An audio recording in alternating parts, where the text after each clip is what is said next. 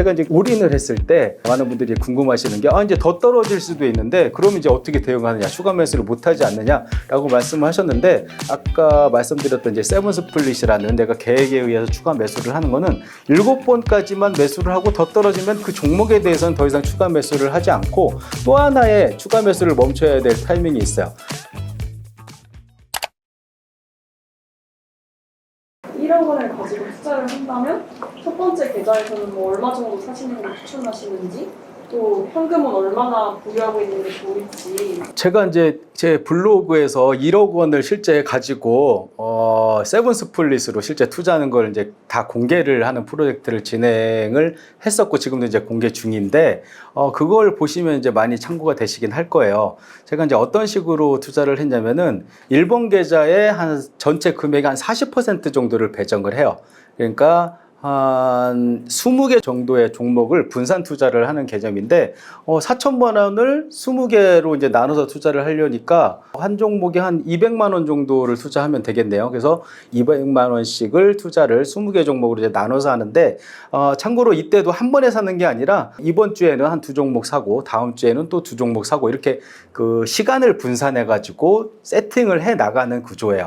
그래서 이제 첫 번째 계좌에 세팅이 다 돼서 4천만 원 정도가 이제 완성이 되면 그 다음부터는 내가 현금 비중을 어떻게 해야겠다 이게 조정할 필요가 없이 그냥 내가 이제 정해 놓은 원칙, 예를 들면은 내가 첫 번째 계좌에서 샀을 때보다 5% 정도 이상이 떨어지면 두 번째 종목에서 살래라고 이제 마음을 먹는 거죠. 이렇게 되면은 내가 20개 정도의 종목을 골랐는데 이 20개 정도의 종목이 지금 같은 뭐 엄청난 하락장이 아니고 평범한 상황이라면 다 떨어지는 일은 그렇게 흔한 일은 아니거든요. 예를 들면 한 10개 종목은 오르고 10개 종목 정도 이제 내렸다라고 하면 그 10개 종목들 중에서 한 뭐 내가 정해놓은 한 5% 이상 떨어진 종목들, 아니면은 다 5% 이상 떨어졌다면은 많이 떨어진 순서대로 이번에는 한 5개 종목 정도만 추가 매수를 해야겠다라고 이제 생각을 하는 거죠. 그래서 두 번째 계좌에다가 5개 종목을 사는 거예요. 근데 내가 추가 매수한 그 종목들이 또 떨어지는 경우가 있죠. 그럴 경우에는 그 5개 종목 중에서 5% 이상이 떨어진 종목을 세 번째 계좌에서 사는 거예요. 이런 구조로 하게 되면 내가 현금 비중을 뭐 얼마를 해야겠다 뭐 이렇게 할 필요가 없이 상승장에서는 추가 매수가 이루어지지 않기 때문에 현금 비중이 이제 좀 많아지는 상태가 되고요.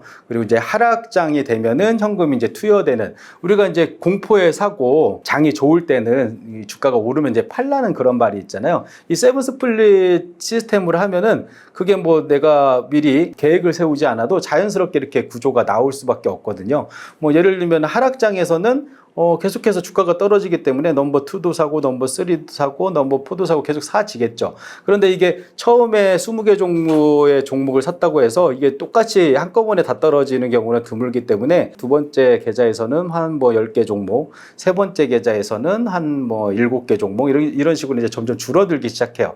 이렇게 추가 매수를 하다가 결국 어느 순간에는 제가 이제 이번에 그랬는데, 제가 지난주에 블로그에 이제 쓴 글이 올인했습니다 라는 이제 글을 썼거든요. 이제 폭락이 심하다 보니까 제가 처음에 세팅해 놓은 돈이, 제가 이제 지금 2년 차 공개 투자를 하고 있는데 1년 차에 제가 1억 원을 투입을 했고 또 2년 차에 1억 원을 투입을 해서 현금 비중이 이제 꽤 컸었던 그런 계좌였어요. 그런데 이번에 이제 폭락을 맞으면서 추가 매수가 계속 이루어지면서 2억 원이 다 투입이 됐었어요, 지난주에. 하지만 이제 반등이 약간 있었고 2천만 원 정도를 또 이제 수익 실현해가지고 현금 비중이 만들어졌거든요. 그리고 제가 이제 그 올인을 했을 때 많은 분들이 궁금하시는 게 이제 더 떨어질 수도 있는데 그럼 이제 어떻게 대응하느냐, 추가 매수를 못하지 않느냐라고 말씀을 하셨는데, 제가 이제 아까 말씀드렸던 이제 세븐 스플릿이라는 내가 계획에 의해서 추가 매수를 하는 거는 7번까지만 매수를 하고 더 떨어지면 그 종목에 대해서는 더 이상 추가 매수를 하지 않고 또 하나의 추가 매수를 멈춰야 될 타이밍이 있어요. 내 투자금이 다 소진되었을 때예요. 처음에 이 1억 원 중에 4천만 원이라는 금액을 투자를 하고 추가 매수를 계속 진행하다가 1억 원이 이제 다 소진되는 경우에 그 다음에 이제 투자를 멈추는 거라고 이해하시면 돼요. 그리고 다시 그 다음에 추가 매수를 하고 싶다면 어떤 일정한 기간, 저 같은 경우는 1년에 1억씩을 투자하기로 했기 때문에 지금 1년 차에 1억 원, 그리고 2년 차에 2억 원, 이게 이제 다 소진된 다음에는 3년 차가 될 때까지는 추가 투자를 안 하고 멈추겠다라고 말씀을 드렸었거든요. 그게 올해로 따지면 11월 정도예요. 11월 정도까지는 가만히 놔두다가 그 사이에 만약에 주가가 올라가면 다행이고 더 떨어지면 더 싸게 살 수도 있는 구조가 나올 수 있는 거잖아요. 그래서 제가 이제 11월까지 기다렸다가 추가 자금 1억 원을 더 투여해가지고 추가 매수를 하겠다라고 말씀을 드렸었거든요.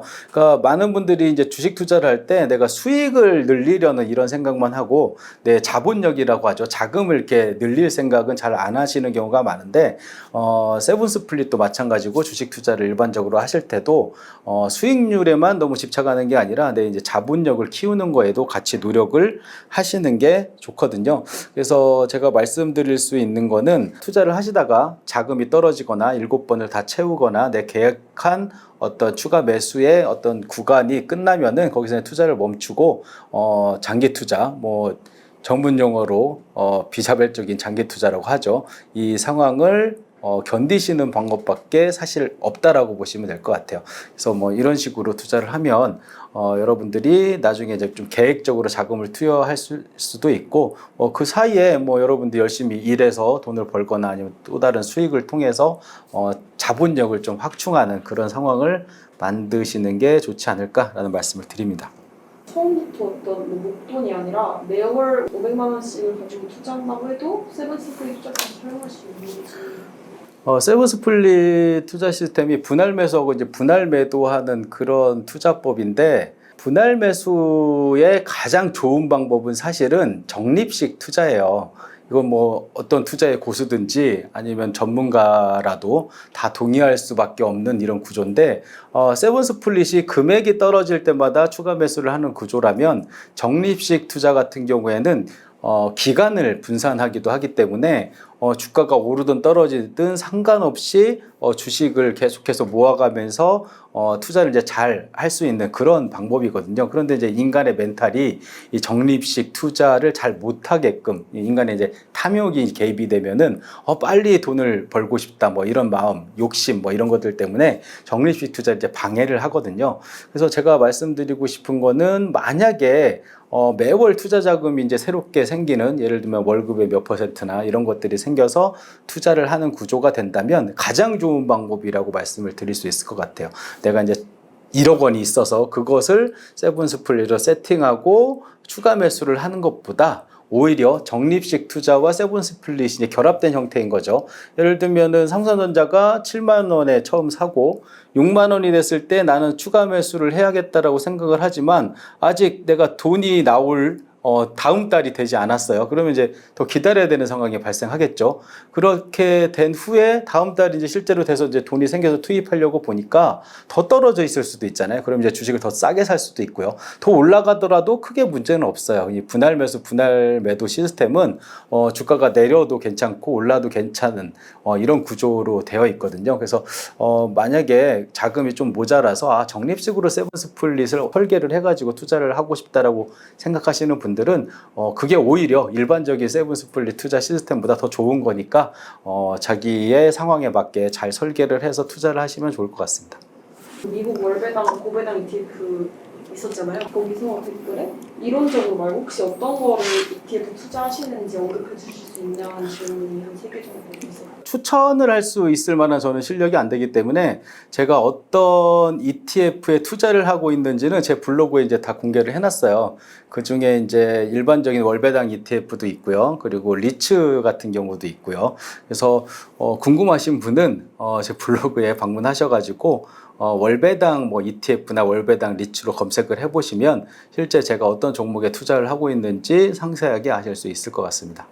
일단 미국 월배당 ETF를 고르는 기준은 일단 이제 제가 ETF에 투자해고 수익을 얻는 게 첫 번째 목표가 아니라 달러 투자를 하다가 비자발적인 장기 투자의 상황이 왔을 때 이 기회비용을 해지하기 위한 수단으로 이제 월배당 ETF에 투자를 하는 거기 때문에 첫 번째 우선시 돼야 되는 게 일단 재무적으로 안정된 회사여야겠죠. 그런 리츠나 ETF여야겠죠. 그리고 또 시장 상황에 따라서 손실이 발생할 수도 있기 때문에 뭐 채권형 ETF나 아니면 뭐 고배당주, 우선주 뭐 이런 것들 적정하게 이제 섞어가지고 분산 투자를 하시는 게 좋을 것 같고요. 그리고 이제 월배당이 나오는 그런 ETF를 추천을 드리는 게 달러 투자를 하다가 이제 환차익의 기회가 왔는데 만약에 연배당이나 분기배당의 ETF를 사시게 되면 배당을 받기 위해서 주식을 바로 처리를 하지 못하고 좀 기다려야 되는 상황이 올 수도 있잖아요.